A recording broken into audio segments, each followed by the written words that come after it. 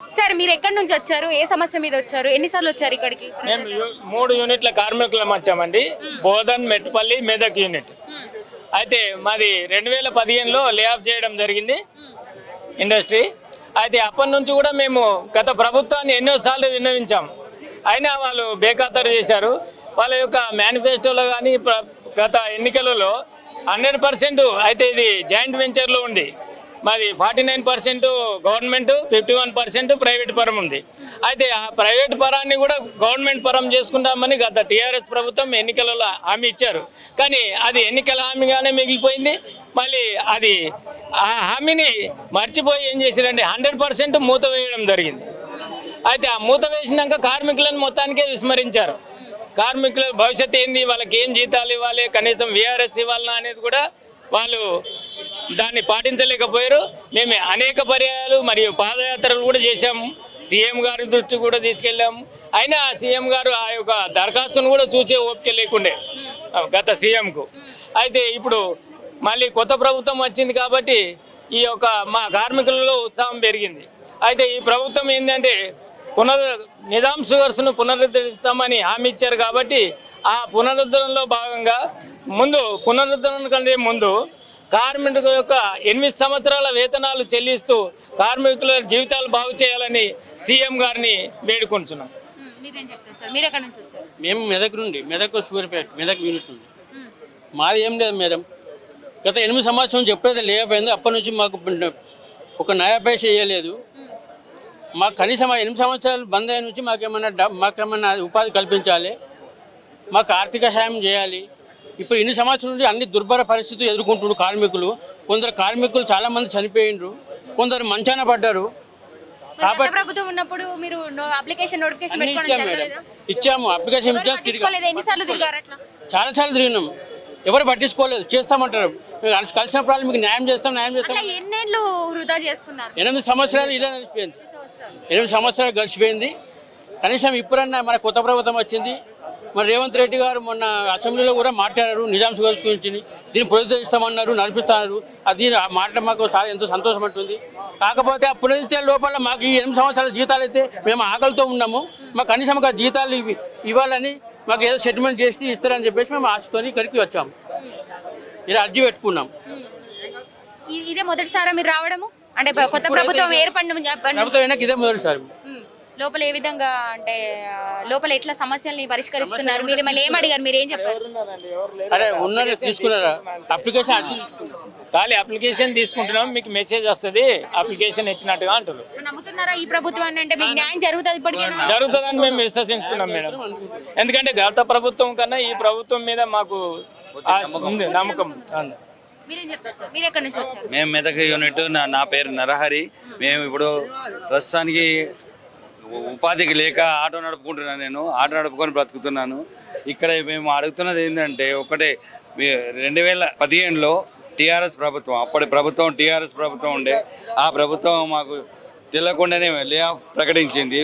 మేము డ్యూటీ చేసిపోయాము. రాత్రి 12 గంటల రాత్రి మెయిన్ గేట్కి ఒక బోర్డు తగిలిచ్చారు, లే ఆఫ్ చేస్తున్నాము, నీళ్ళు లేవు ప్లస్ చెరుకు లేదు అని చెప్పారు.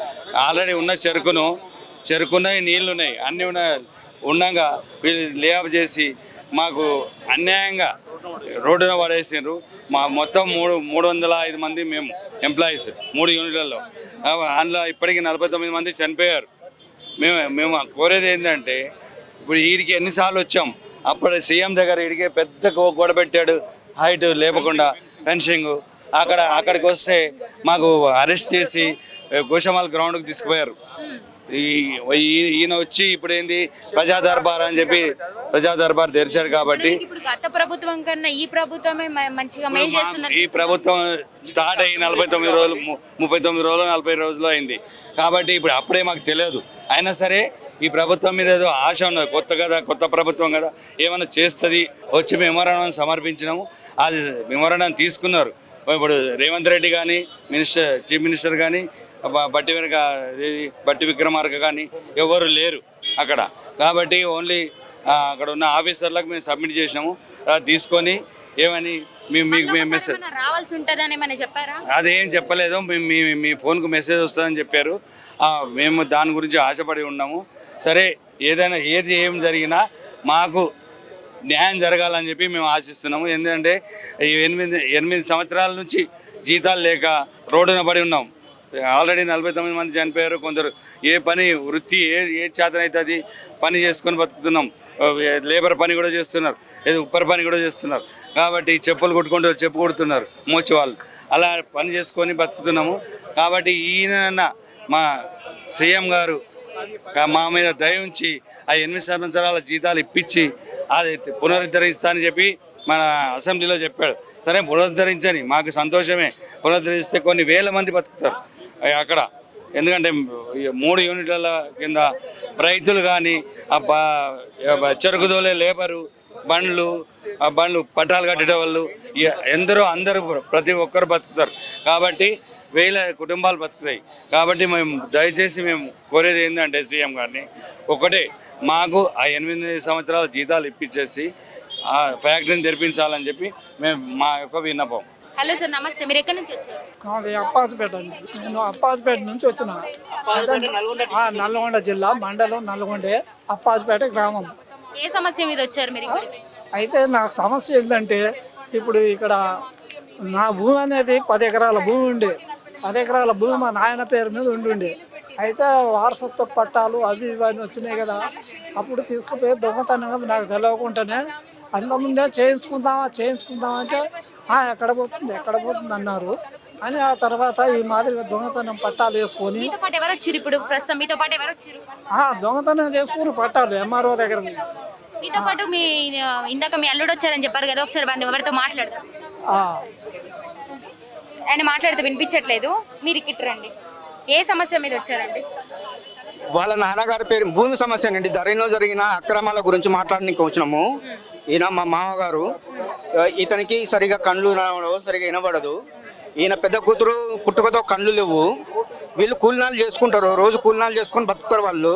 వీళ్ళ నాన్నగారి పేరు మీద ఉన్న 10 ఎకరాల భూమిని వీళ్ళ తమ్ముళ్ళు, అంటే సవతి తల్లి కొడుకులు ఏం చేశారంటే, వాళ్ళు వీళ్ళ చిన్న తమ్ముని కొడుకు భార్య వార్డు మెంబరు, ప్లస్ అక్కడ సర్పంచి, టీఆర్ఎస్ సర్పంచి పార్టీ, వీళ్ళంతా వీళ్ళ అధికార బలంతో ఏం చేశారు, ఇతనికి తెలియకుండా, ఇతనికి ఏమాత్రం సమాచారం కూడా ఇవ్వకుండా, రెవెన్యూ డిపార్ట్మెంట్ కూడా వాళ్ళు ఎంఆర్ఓ ఆఫీసులో నుంచి కూడా ఎలాంటి సమాచారం ఇవ్వకుండా ఇతని పైన వీళ్ళ నాన్నగారి పేరు మీద ఉన్న భూమిని వాళ్ళు ధరణిలో ట్రాన్స్ఫర్ చేయించుకున్నారు.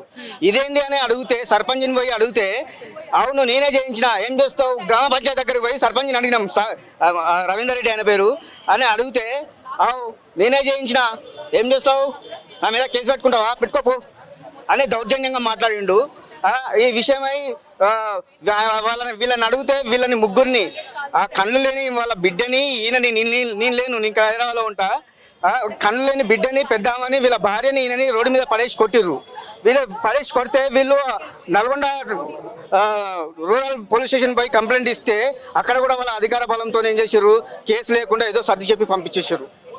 ఇది జరిగింది. ఇదేంది అని 10 మందిలోకి రాడు. వీళ్ళ తమ్ముళ్ళు 10 మందిలోకి రారు, మాట్లాడరు. ఏదో సమస్య ఉంటే 10 మందిలోకి వస్తే సమస్య తీరుద్ది కదా, మాట్లాడుకొని అట్లా రారు.